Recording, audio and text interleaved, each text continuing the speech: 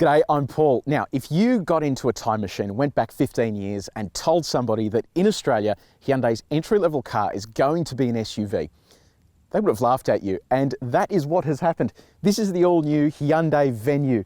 And this one in particular is very, very yellow.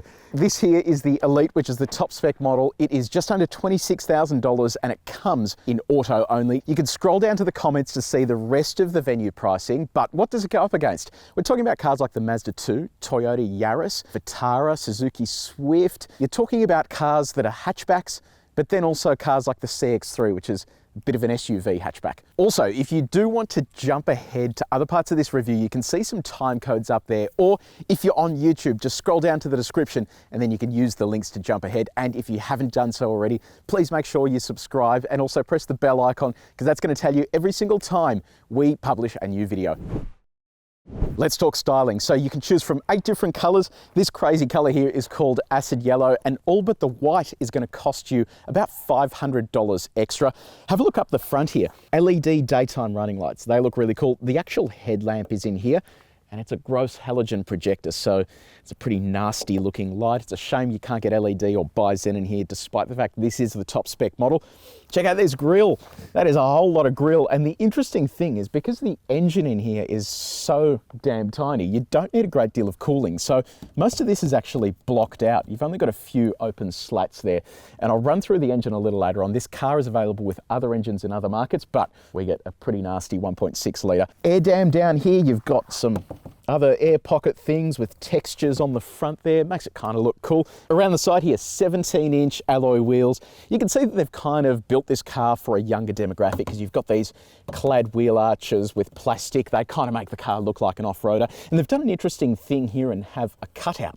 So you're getting a little bit of green as part of your black, which is kind of cool. The wheels look really sort of textured and nice as well. They've got that sort of chrome finish there, and then like a brushed chrome there. So they're a pretty cool looking wheel. What about the size of this car? So it's about 130 mils shorter than a Kona and 300 mils shorter than an i30. So despite the fact it actually looks big and muscular, it isn't actually that big, so it's just an appearance thing that they're going for. You've got these cool black mirrors. You've got a two-tone roof, so different color to the body. You've got roof rails there as well. It is a pretty classy looking car, and if you come around to the back here, Igor, you've got the big proud Venue badge on there. I love the fact that this has the white lettering as well. It really makes that stand out nicely. And then you have full LED tail lights here for the Elite as well. And then again, those textured-y things down there, which really sort of helps this car stand out in traffic. Let me know in the comments below, what do you think of the design? And if you were going to buy one, would you get a crazy color like acid yellow, or are you going to go for something a little more sedate? Okay, interior styling, let's talk about it, and the demographic. They're people that are about half my age, I think, and you're going to be targeting a younger person, which means you want a cool looking interior. And I think Hyundai's fit the bill there. Have a look at this. All of these controls have highlights that are color coded. So it'll be the same color as the outside of the car. And it really makes the interior look trendy. And it kind of breaks up all the black, and they've kind of done that here with a lighter color as well. Same story on the seats. You get that stitching, and the seat material itself is nice. So even though this is the top spec model, you're getting that cloth with the sort of faux leather on the sides of it. So it presents really well. But when you start looking at it a little bit closer, it looks really cheap. A lot of these materials are very scratchy. Every sort of surface you're coming into contact with really doesn't feel very premium. And for a top spec car, I would have thought they'd put a little bit more effort in. Now I'm going to get a tool out. This is my hardness tester. This is the ultimate tool for a motoring journalist. I often joke that only motoring journalists care about how soft touch materials are in a car. So I thought, let's put a number on it. It goes from 0 to 100, and we are able to test how hard a surface is. So let's give it a shot up here where this scratchy stuff is. Wow, it's always maxing out, 95. Let's try this as well, the center console lid. Okay, that's marginally better there. I'm also curious to try the door. You're not going to be able to see this, but that's 98. It's virtually maxed out. So that goes to show you that the surfaces around this car, literally aside from the center console and perhaps the steering wheel, are all incredibly hard and just not very soft. Now, obviously. What about build quality? So I noticed here this thing's a little bit shaky. It doesn't really feel too good. The rest of it's okay though. It's just minor things like that are a little bit frustrating. Enough about styling. Let's look at infotainment. This is actually a really good infotainment system, and it kind of fits into that mold of suiting a younger demographic. We have a full review of this if you just want to click up there to watch that. Otherwise, I'll give you a really quick summation and a rundown. So it's an 8-inch screen. You use it as a touch screen. There are shortcut buttons beneath it.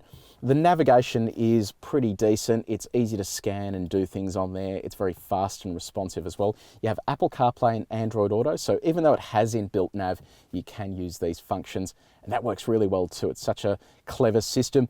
And then you have other bits and pieces in here, plus my favorite thing, the voice memo function. It means you can record voice memos while you're on the move. So if you get a bright spark or any great ideas, that is where you can do them while you're driving.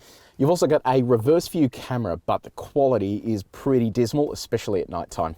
What about other features that you get with the car? You have single zone automatic climate control, which is a really nifty feature, 2 USB ports, a 6-speaker sound system. The sound system is okay, nothing too spectacular, does the job. You've also got a 12-volt outlet up the front there too. You have automatic headlights. Ahead of the driver is a trip computer display. You don't get proximity key entry, so you have one of these old school things.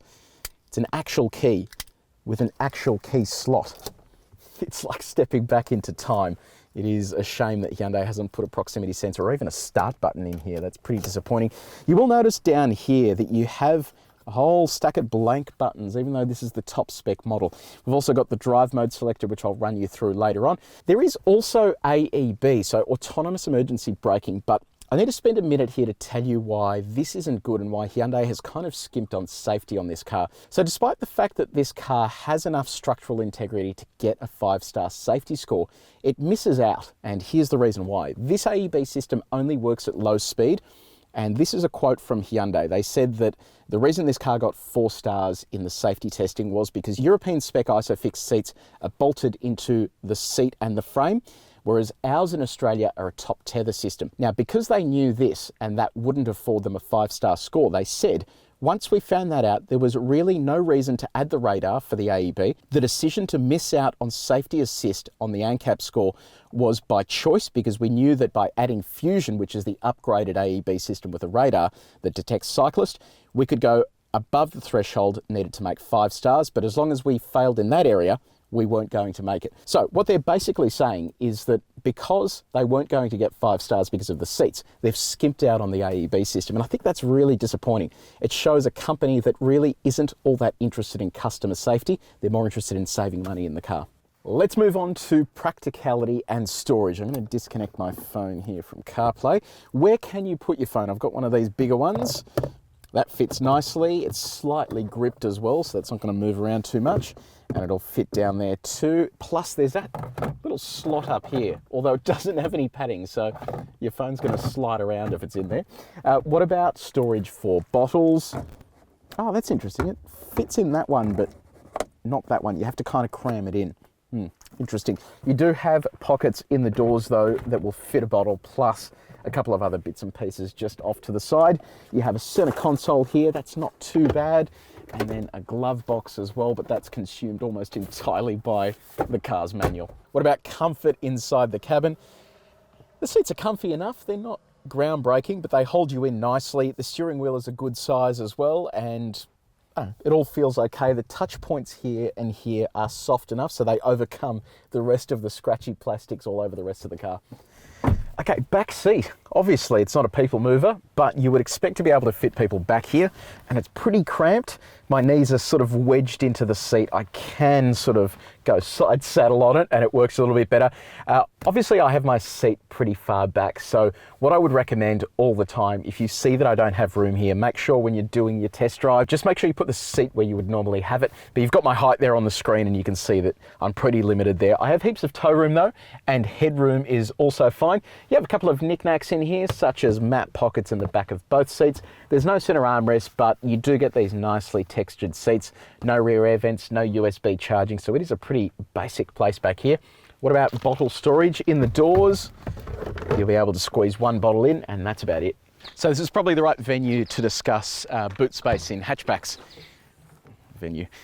So boot space in hatchbacks isn't very good normally. The Venue, on the other hand, the quasi SUV hatchback, is much better. 355 litres of capacity here, but it has some really clever systems.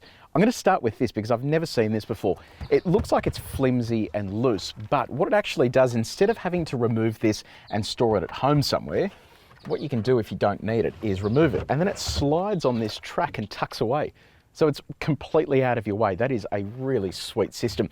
The floor here is dual tiered, so you can either have this lower floor where you can store lots of things beneath the lip, or grab this, space saver spare tyre under there by the way, pull this back, that slides into position, and then you have a higher load floor. So that is a really clever option, and Hyundai has done a good job integrating all of this stuff, and I think people are going to find it useful. Let's see how it goes fitting our bags in. Smaller bag first, and we'll go with the bigger one now. Yeah, right, that's okay. My wheels are getting snagged on the edge there, but you can see that that fits in really well. You've got top tether points on the back of these 3 seats, and then they drop pretty easily as well, except if it hits the back of the passenger seat there. So we're cruising down the avenue in the Venue, and I can tell you straight up that it is pleasant in terms of the ride. So the ride and handling tune has been done here in Australia, and it feels good. It's kind of on the sportier side of comfort, so you're feeling a few of those bumps as you drive along. It's not the end of the world, but I would have thought maybe a more comfortable ride in a car like this would be good. The curious thing here is that you can get a tow bar with the Venue, and you can tow up to 800 kilos with a brake trailer, and then on top of that as well you have a turning circle of 10.2 meters, so it's pretty easy to do a tight U-turn in this car, which makes it perfect for things like city driving. Visibility out of the cabin is good. I have good forward visibility, although I can't see the front of the car. Obviously the front overhang isn't that long, but I often prefer being able to see the edges of the car so you know how close you are to things. Rearward visibility is good. It's a little bit compromised because that envelope is quite narrow. The wing mirrors are pretty decent size though, so you can definitely see out the sides of them. Now this is curious, this little thing down here. So it looks just like a turn sort of dial thing, but it's also a button, and it switches between drive modes and traction modes. So in traction modes you can select between snow, mud and sand. And I can tell you right now that if you find yourself on snow, mud or sand in this car, you better call someone for help because it's front wheel drive only. One more push of that changes it between sport mode, eco mode and normal. Right now it's in sport mode, and I can feel that surge from the gearbox as it kicks down. It's holding gears a little bit longer, but that's about as sporty as it gets. So what's powering the Venue? Under that bonnet is a 1.6 litre naturally aspirated petrol engine. It makes a fairly uninspiring 90 kilowatts of power and 151 newton meters of torque. The transmission itself is okay. Sometimes it's a little unsure of itself. The bigger issue though is the engine. Have a listen to this. Oh, that noise is terrible. It sounds so bad inside the cabin. The engine has barely any pickup at all. And then if you find yourself on a hill, it just surges. It's almost like it's not getting enough fuel. It is genuinely bizarre why Hyundai thought it would be okay to put that engine in this car. It just does not suit the character of it at all. While the engine's no good in a driving sense, it is good in terms of fuel economy, 7.2 litres per 100 kilometres. So it isn't going to use much fuel, but you wouldn't expect it to because it barely makes any power at all. Now, I know I'm being really critical of this engine, but outside of the noise, to put the power into perspective, it takes a little more than 10 seconds to get from 0 to 100 kilometers an hour. That is an incredible amount of time for a car that weighs virtually nothing. So if you are just driving in normal mode, the steering feel is good. It's light enough for city maneuvers and low speed stuff. Brake pedal feel is good as well. So from that perspective, Hyundai's got it right. There is also a lane keeping assistant here. We found when we tested it in the Veloster, and you can have a look at that review up there, it really doesn't work very well. It kind of jars the car and does things unexpectedly. So it's probably a system that you want to switch off at the best of times. What about the positives? Actually not that many to talk about. I don't know, look, it is horses for courses. I'm reviewing this from a critical perspective in comparison to the rest of its peers, and against its peers, it just doesn't stack up well. It hasn't got the safety rating to suit it. It doesn't have the power that it needs to get moving. And imagine this with all of your friends in it. If it barely moves empty, it's going to barely go anywhere when you've got a carload of people in it. Okay, Hyundai Venue, I've got to be honest, I've come away pretty disappointed in this car. That engine is so nasty and it seriously ruins the driving experience, especially when you can't hear yourself think when you're on the throttle.